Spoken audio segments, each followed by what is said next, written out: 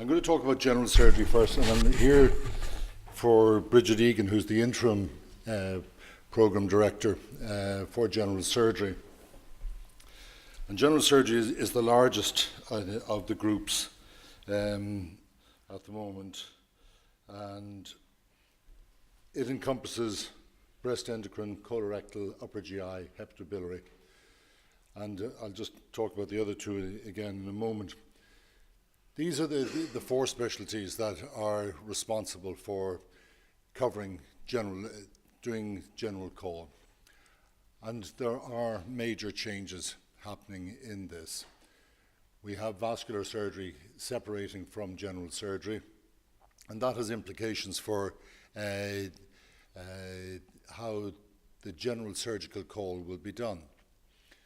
Breast endocrine is threatening to do it as well, but that may happen in the next couple of years as people's training changes.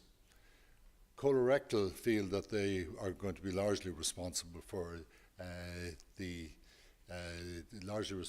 looking after general call. You've got upper GI, and then you've got hepatobiliary. All of these specialties have very exciting changes. Breast endocrine has changed hugely and has been radically reorganized in this country, particularly with the breast screening program.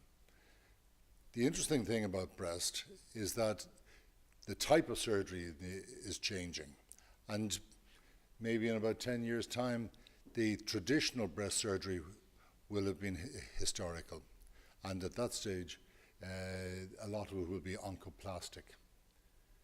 Colorectal surgery, again, laparoscopic surgery, and you've heard about robotic surgery, upper GI as well, hepatobiliary.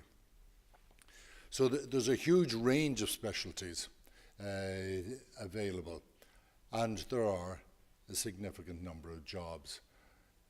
All the cancer work, as you know, is centralized into a number of cancer centers, and the workload that's arising from the on-call requirement is going to have to be addressed, and this is something that we're going to have to look at in the future, who actually does this and how we structure it. But believe me, there's plenty of work. Vascular surgery I'm going to talk about in a moment in the next talk. And we're beginning to see some changes in transplant. Historically, transplant in this country, particularly in solid organ transplant, in abdominal solid organ transplant, we now have one person going through a fellowship in kidney, but by and large, transplant is related to either urology or hepatobiliary, if you're in terms of general surgery. The general surgical program, the SPO program, there's approximately 60 posts, and the interviews are going to take place this year in March. At the moment, we're not quite sure how many posts there are going to be. Historically, there have been 12 ST3 posts. Last year, there were 14. But there will be some adjustment as numbers are assigned to vascular posts. The training structure is like all of the others. You've got your ST3 to 8 general surgery. The first 2 years tend to be outside of Dublin, and we have tried to direct people into non-specialist training at that stage. And in the last 4 years that they would then go into their area of interest. By and large, most people, in fact everyone I think, does a fellowship.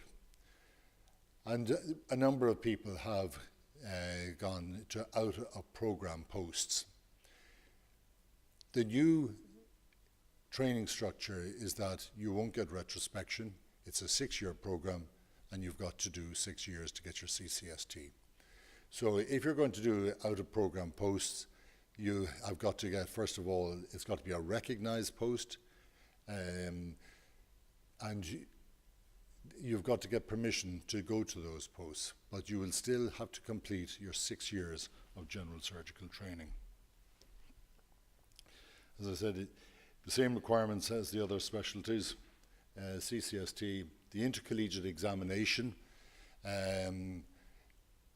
which is a robust exam. Irish graduates have got very good results in this exam over the years, and we've had quite a number of people taking first place.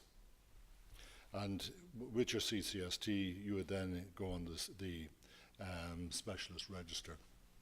I'm not going to go into huge detail about all of the specialties. You're aware of what they do.